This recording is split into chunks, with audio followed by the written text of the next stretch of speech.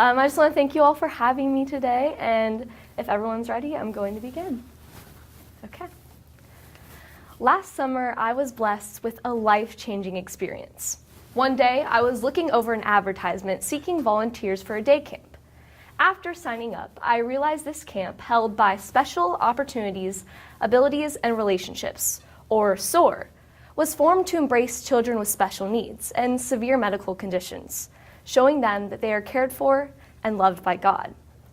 This organization not only passes the 4-way tests with flying colors, but is such an amazing idea that I believe it can help each of us change the way we see the world around us. SOAR is an embodiment of the truth through its recognition of a prevalent problem, fairness through the opportunities it gives the disadvantaged, goodwill and friendship through the relationships developed, and is beneficial because of the impact it makes on so many lives. SOAR Camp, founded in Grace Church, led by Doc Hunsley, does an incredible amount of work for such a large group of people.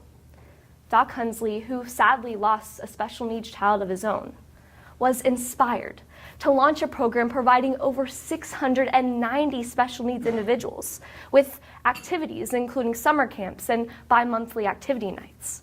These activities provide the participants a time of fun and the families a much-needed time off. Participants range in age from 2 to 51 and are partnered with a caring, compassionate, and loving volunteer. With these volunteers, and over 400 of them, SOAR offers those with special needs a time to express their independence in a welcoming and loving environment.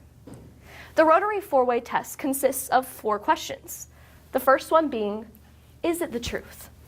The truth is that there are people and families with special needs, and SOAR exists to help those individuals.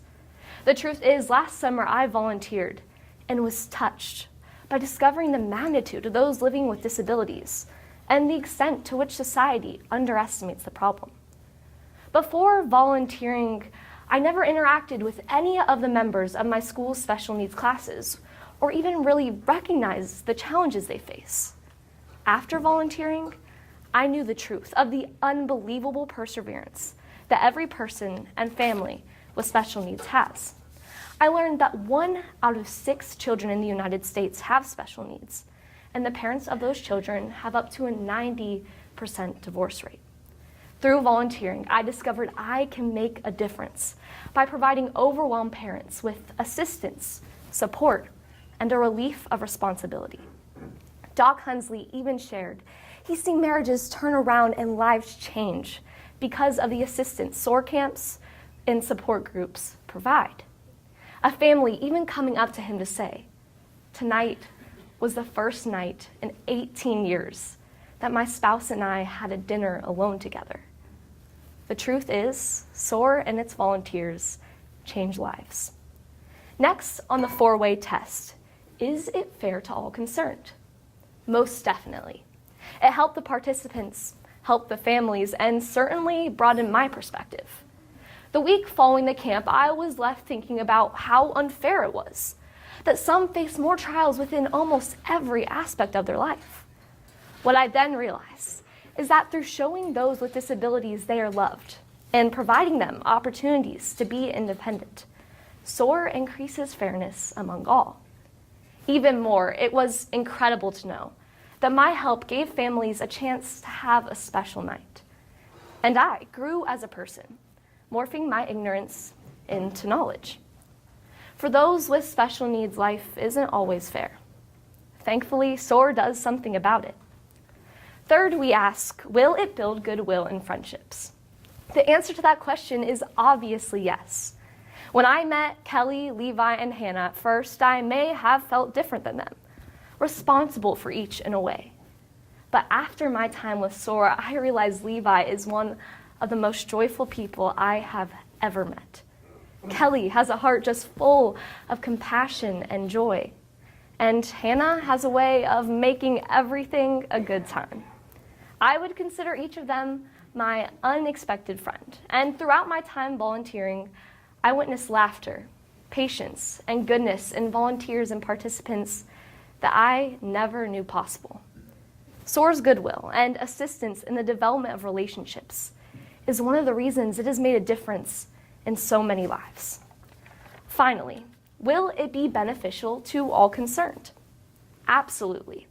What I believe makes SOAR so unique is that it doesn't just help the participants. It benefits the families, the volunteers, and society as a whole. Every person involved is given opportunities to grow and learn. As a volunteer, I learned to grow in my patience, empathy, and joy, as I discovered an awareness of a problem I didn't know existed. As a director, Doc Hunsley is constantly filled with excitement as he oversees the good SOAR does. For the families, SOAR provides them a well-deserved break. And for the participants, SOAR is a time where they can be themselves, where they can learn that God loves them, and where they can be surrounded by hundreds of people who care. My unexpected opportunity to volunteer provided me an example of the four-way test I never saw coming. I learned the truth of an under-discussed problem, and I discovered a degree of compassion I never knew I possessed. I learned I have the potential to create fairness for someone who faces daily struggles, and I was blessed with life-changing friendships and experienced goodwill I never knew possible. Giving this speech, I can't help but smile because of one story that always comes to mind. During SOAR summer camp, I helped operate a makeshift outdoor water slide. Due to all of our volunteers in wheelchairs, we provided wheelchair intertubes so that they can join in on the fun. I will always remember the smiles I saw that day. The smiles of people genuinely happy, experiencing something they had never, ever had the opportunity to experience. I'm standing here not just saying SOAR is beneficial, but actually meaning it. Because I know the joy I felt that day, I will not forget. This speech really is a thank you to SOAR. It's a thank you for opening my eyes. I hope I've even allowed you to witness a new perspective and to perhaps see what a challenge and a battle it can be to have a family with special needs. Thankfully, it's a battle we can help win through showing understanding, compassion, and support. Thank you. Appreciate it.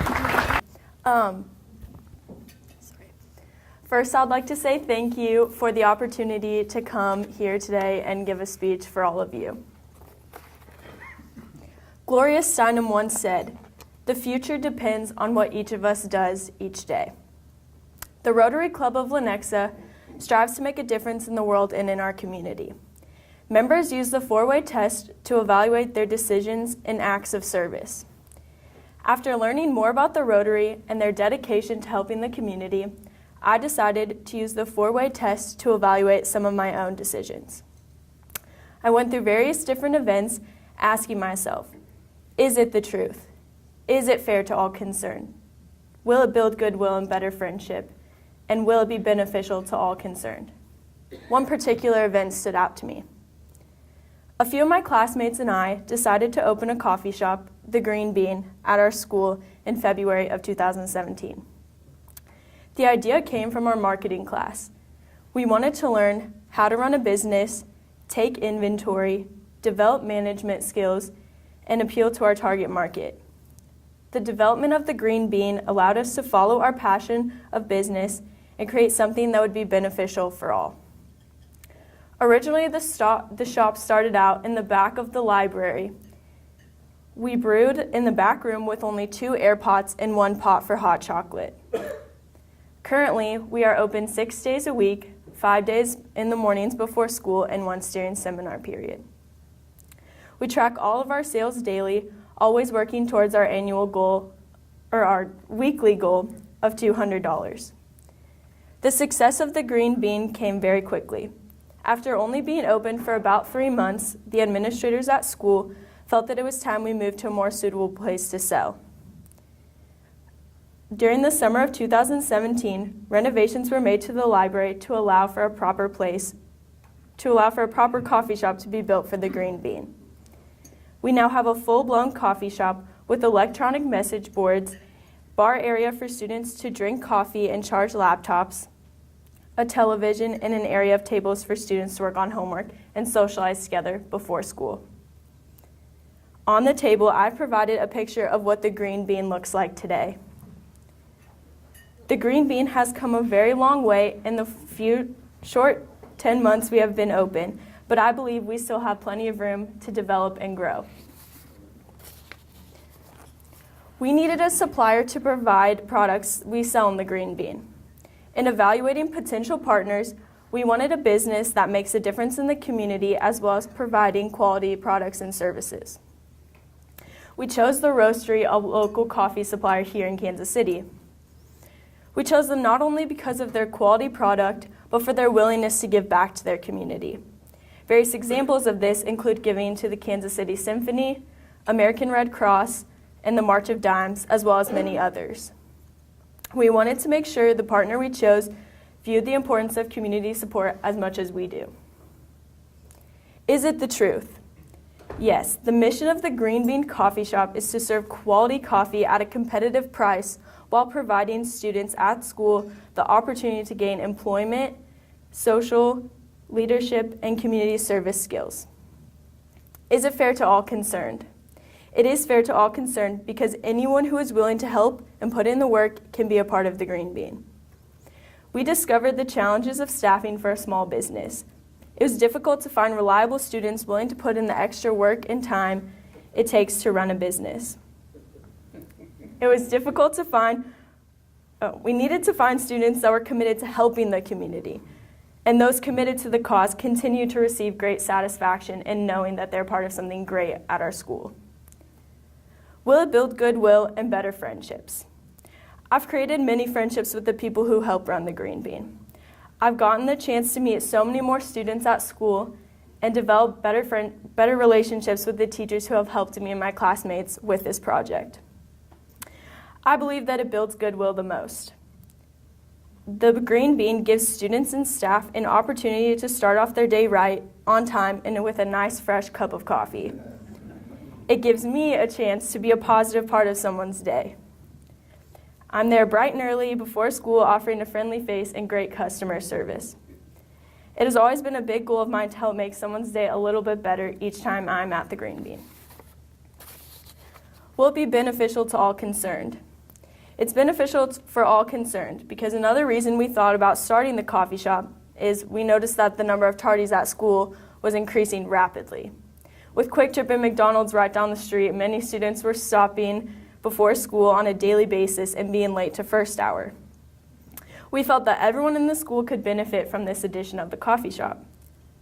It lowered the number of tardies, and an added benefit, less kids fell asleep in class. It also benefits the entire community. The Green Bean has partnered with various extracurricular activity groups in offering coffee at different events. Overall, the Green Bean has made a positive impact on everyone who has been involved with it. What does the Green Bean mean to me? I've learned many things from this experience and not just about business. Helping run the coffee shop has taught me how to be organized, responsible, reliable, accountable, and dependable. I learned about customer service and how to start up a business. I also learned how to balance the Green Bean, school, work, and sports in my everyday life. My leadership is what has grown the most. Over the last year, I've shown more maturity, flexibility, and confidence in myself. My experience with the Green Bean has inspired me to follow my newfound passion for business and marketing. It helped me decide that those are the things I would like to study in college and pursue in the workforce. It has also taught me that service is the key to having a successful business. Giving back to your community is a major part of being successful in the business world. In researching the Rotary, I found that their mission is centered around this same community involvement. Another big thing I took from the Green Bean is the time management skills it's taught me. It showed me that I can better balance my school, work, and sports, which I can carry over into college next year. It is a huge part in my future being able to be a student athlete successfully while also giving back to my community. The Green Bean Coffee Shop is the truth. It is fair to all concerned. It does build better friendships and goodwill, and it is beneficial to all concerned. Thank you. Before I get started, I'd just like to say thank you for letting me come and speak and advocate for something that I feel strongly about. And with that, if everybody's ready, we'll begin. Have you ever seen or heard an artistic piece and automatically been filled with extreme emotion? Is there any painting, sculpture, or song that every time you think about it, you're swept away from the world for a little bit? For me, it's the song, "You Are My Sunshine," that every time I hear it, I'm filled with joy and nostalgia as I think about my mom tucking me in every night until I was about 9 or 10 and singing it to me. This little song, a 4-line, 30-second piece of art, has had a huge impact on me my whole life. Art is a powerful thing, and yet when it comes to our education, art has been given the short end of the stick in so many places. So I would like to pose the following question. What would happen if we better funded the visual and performing arts in our schools? The best way to evaluate whether or not this would be a good idea is through the Rotarian 4-way test. This brings us to the first question of the 4-way test. Is it the truth? Now, I think for this intent and purpose, we should interpret this question as, will it tell people the truth? Well, right now, people don't know the truth. We live in a society where we value what some people do over others. We encourage our kids to become doctors and lawyers and engineers instead of actors, painters, or dancers. While we have our kids' best interests at heart, we're trying to maintain a dangerous balance between, I just want you to be happy, and this is the only thing that'll make me happy. This is horrible for our children and creates this inferiority complex where they stop thinking they're as good or as valuable as their more math-oriented peers. However, if we were to better fund the visual and performing arts in our schools, we could help show these kids the truth, that they are all valuable, regardless of their skills or talents. If we saw the same commitment to the arts as we did to math and science, it would help to change what people see as worthwhile, and it would in turn help our children, those who aren't necessarily oriented to those math fields, to view themselves and what they do as wonderful. We need this whole country to realize that we need our Michelangelos just as much as we need our Einsteins, and this is the way to do it. So, for the question, is it the truth? Better funding visual and performing arts definitely receives a huge yes.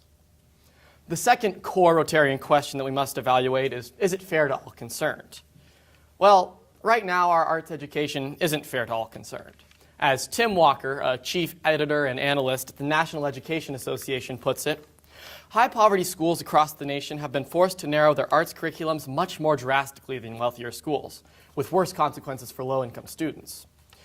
Walker goes on to discuss that while access to art education is poor everywhere, it is so much worse in places where property taxes are lower, making it near impossible for our poorest citizens to access any art past listening to music in the hallway between classes. This is why we need to do something. If we were to specifically help the arts in education, we could help these low-income districts, and they could give the funding necessary to create more programs to help our youth have access to the arts, making it more fair to all involved, passing this portion of the 4-way test. So at this point, you're probably wondering, well, what's so great about the visual and performing arts? That's where the answers to our other two core Rotarian questions come in. The first of which is, will it build goodwill and better friendships? The answer is very clearly yes. There are two main reasons more access to the arts will build both goodwill and better friendships. The first is that the arts are essential to exploring and discerning ethics. This is a recurrent theme throughout history. We see this early on in old church hymns, helping to tell us what's right versus wrong. We also see this early in the 20th century with photographs of tenement houses by Jacob Riis, an investigative reporter, to show us that we needed to do something to help those in poverty. The most famous example is the renowned play The Crucible. Now, Arthur Miller wrote The Crucible in 1952 as an answer to the Red Scare, when people in Hollywood and ultimately all over the country were tried as communists over circumstantial evidence. Since then, this single piece of art has helped to motivate people to pull themselves out of oppression, to look inwardly on themselves, and ultimately help us realize a lot of things that need to change with our society. These are just a few of the many examples where art has helped us ethically and ultimately build goodwill. The second way the visual and performing arts build goodwill and better friendships is through creating relationships among students involved with them. I know, for me personally, this is definitely the case. When I was in elementary school, I was always kind of the odd person out. I was a lot smarter than a lot of my peers, and I was way too loud and extroverted for a lot of my smarter peers. And so I really didn't have any friends. And because of this, I hated going to school and being who I was for a long time. But when I got to middle school, I was able to join the theater department. And there I met people that were just like me from all different elementary schools, and I finally was able to build good, deep relationships. If we were to see more of these arts programs like this, where they don't exist, we could help these kids like me all over the country finally find their niche and have something to look forward to at school. For these reasons, helping arts education would definitely pass the third question of the four-way test. Now, the final question we need to answer is it beneficial to all concerned? Yes, it is, in every sense of the word beneficial. The visual and performing arts not only create beauty, but they also help our kids in every other area in school. Many studies conclude that kids involved in the arts score better on math tests, reading tests, and college entrance exams. There are also studies that prove that people involved in the arts are at lower risks for dementia and Alzheimer's. But I think the most important way that the arts are beneficial is through decreasing the depression and anxiety rates among our students. According to Creative Health, the Arts for Health and Well-Being, a nearly 200-page research paper published in the United Kingdom, when depression and anxiety patients were prescribed courses in the arts, hospital admission rates fell by almost 30%. This is huge news for helping our students who are struggling with these mental health issues, and this definitely constitutes a benefit to all involved. So, while it might not be feasible to create a class all about the song, "You Are My Sunshine," better funding the visual and performing arts and education would definitely be a good thing. It would tell the truth, it would make education more fair to all concerned, it would build goodwill and better friendships, and it would be beneficial to all concerned. And until this happens, I urge you all to continue supporting the arts in your daily lives, and thank you. Officially, all of you are already winners, and we talked about that. And I'd like for Mackenzie to come up, please.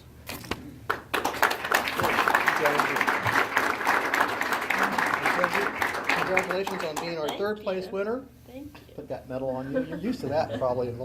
Thank you. Could you just stay here for just a second? Congratulations.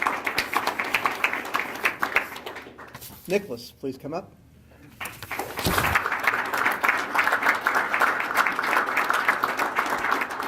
Congratulations, sir. You're going to sing and dance for us afterwards. Congratulations. I'm not sure, we might have, who was our first place winner here? Oh, yeah.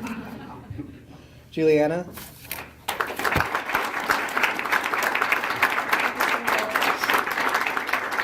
Oh, congratulations very much. Congratulations. Our three contestants and our three winners. Please give them another round of applause for this.